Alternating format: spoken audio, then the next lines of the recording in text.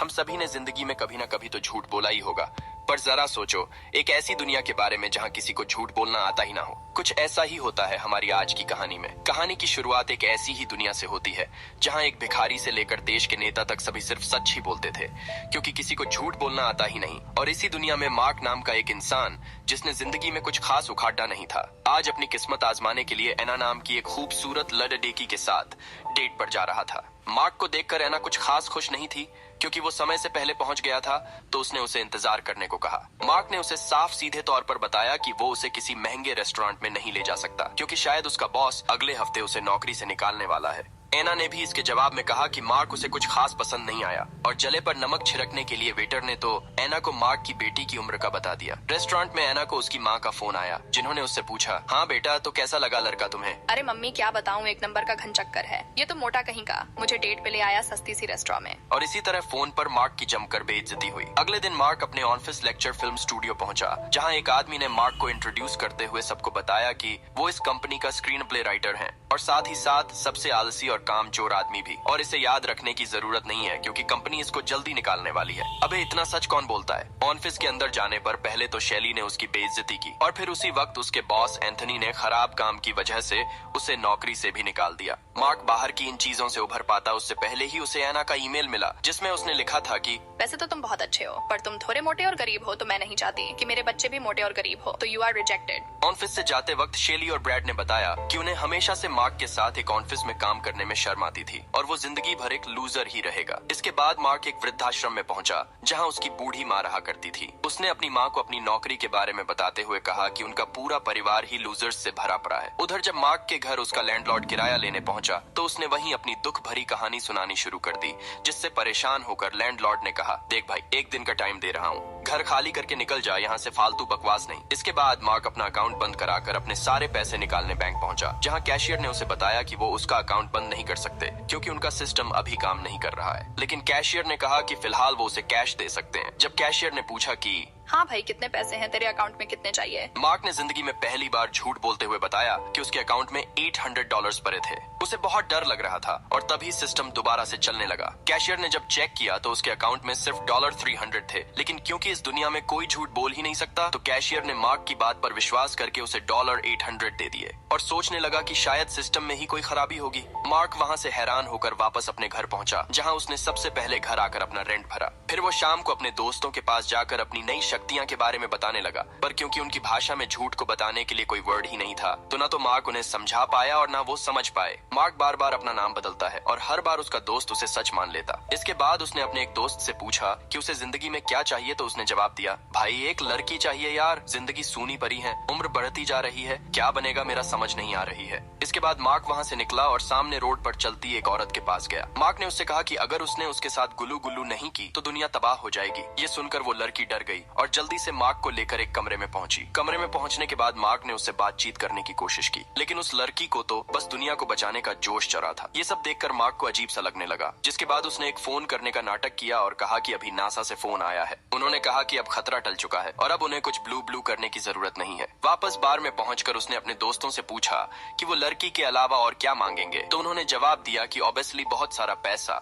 जब मार्क अपने दोस्तों के साथ बार से निकला तो उसका दोस्त नशे में गाड़ी चला रहा था, और जब एक पुलिस वाले ने आकर उन्हें ड्रिंक एंड ड्राइव के चक्कर में पकड़ लिया, तो मार्क ने एक बार फिर से झूठ बोलते हुए कहा कि उसका दोस्त तो नशे में है ही नहीं, वो तो सोबर है। और अचानक से पुलिस वाला उसकी बात मान भी गया। ये बढ़िया जुगाड़ है। इसके बाद मार्क अपने दोस्त के साथ कैसीनो पहुंचा, जहां उसने 28 नंबर पर बाजी लगा दी, पर बॉल 35 नंबर पर आकर रुकी। फिर मार्क ने सबका ध्यान भटकाकर अपने 28 नंबर को जिता दिया, और ताकि किसी को उस पर शक ना हो तो उसने कह दिया 28 तो आया था, और बाकी सबने भी तुरंत उस पर भरोसा कर लिया। इसके बाद उसने एक के बाद एक बाजी खेली और हर बार जीतता चला गया। आखिर में वो वहाँ से बहुत सारे पैसे लेकर निकला। अब जब मार्क झूठ बोलना सीख चुका था तो उसने काफी लोगों की मदद भी की। वन दिन उसने एना को फोन करके उससे एक और मौका मांगा। उसने एना को विश्वास दिलाया कि वो पूरी तरह से बदल चुका है। उसकी ये बात सुनकर एना ने उसे एक और मौका देने का फैसला किया। उसी वक्त मार्क ने टीवी पर देखा कि न्यूज में ब्रेड की लिखी हुई चीजों की तारीफ हो रही थी। इसके बाद उसे एक आइडिया आया और उसने कागज उठाकर एक कहानी लिखनी शुरू की। फिर मार्क ने उस कागज को काफी में डुबाया ताकि वो थोड़ा पुराना लगे। अगले दिन वो लेक्चर फिल्म्स के ऑफिस में अपने बॉस से मिलने पहुंचा। उसने अपने बॉस एंथनी से कहा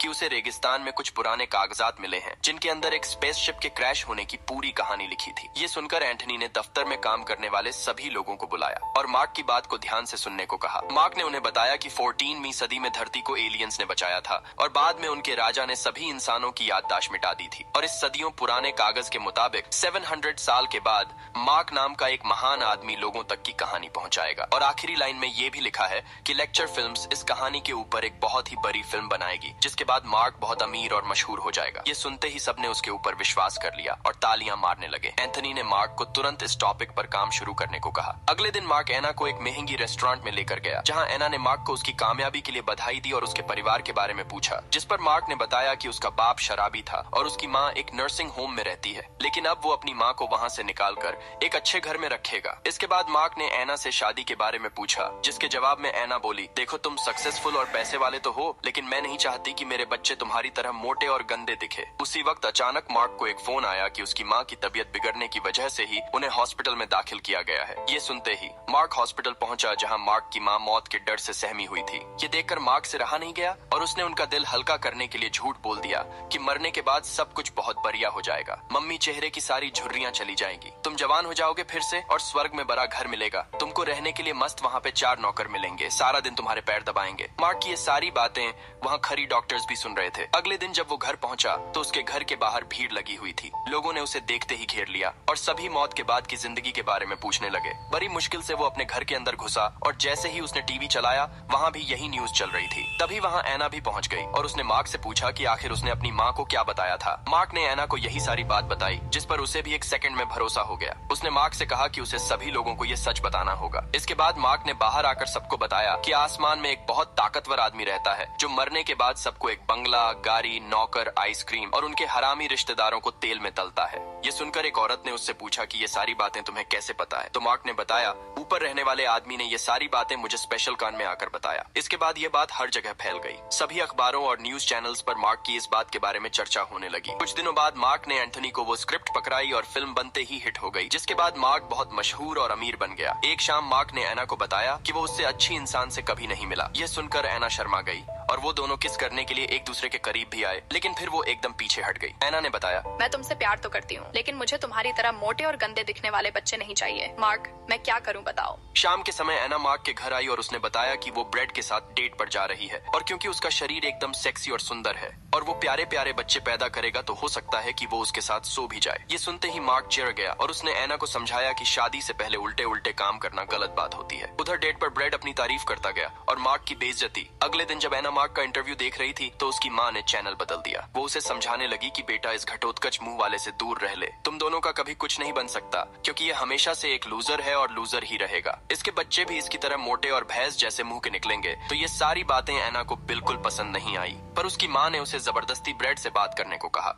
कुछ महीनों बाद एना मार्क के घर पहुंची जहां मार्क बड़ी बड़ी दाढ़ी और बाल लेकर दरवाजा खोलने आया। मोटापे के चक्कर में भैया को रिजेक्ट कर दिया। क्या हाल बना दिया, हे भगवान। एना ने मार्क को अपनी शादी का कार्ड पकड़ाया। कार्ड पकड़कर बेचारा मार्क ने एना को ब्रेड से शादी तोड़ने को कहा, लेकिन एना ने उसकी एक न सुनी क्योंकि उसे लगता था कि ब्रेड के साथ ही उसके बच्चे एकदम स्लिम, ट्रिम और स्मार्ट पैदा होंगे। शादी वाले दिन मार्क के दोस्त ने आकर उसे उठाया और दाढ़ी शेव करने को कहा। उधर शादी के बीच में अचानक से मार्क ने खड़े होकर सबके सामने कहा कि एना उसके साथ ज्यादा खुश रहेंगी। ये सुनकर ब्रेड ने कहा कि वो आसमान में बैठे आदमी से ही पूछे कि एना के लिए क्या सही रहेगा। मार्क आसानी से वहाँ झूठ बोल सकता था, लेकिन वो झूठ बोलकर अपने प्यार को नहीं पाना चाहता था। उसने जवाब दिया कि एना को अच्छे से पता है कि उसके लिए क्या सही रहेगा। ये बोलकर वो चर्च से जाने लगा कि तभी एना ने उसे रोककर उस आदमी से पूछने को कहा, जिस पर मार्क ने जवाब दिया कि ये तो सिर्फ एक कहानी थी, उसकी माँ का दर्द कम करने के लिए। इसके बाद एना ने उससे पूछा कि फिर उसने शादी के लिए झूठ क्यों नहीं कहा। तो मार्क ने एना से कहा कि वो उसे तहे दिल से प्यार करता है और वो चाहता है कि एना भी उसे बिना किसी फरेब के प्यार करें। उसकी ये बात सुनकर एना भावुक हो गई और कहने लगी कि मेरा भी मन थोड़ा सा मोटे बच्चे पैदा करने का हो रहा है। बेसिकली इन दोनों की सेटिंग हो ही गई। तो अगर आप ऐसी दुनिया में पहुंच जाए तो आप क्या करेंगे, कमेंट्स में जरूर बताना।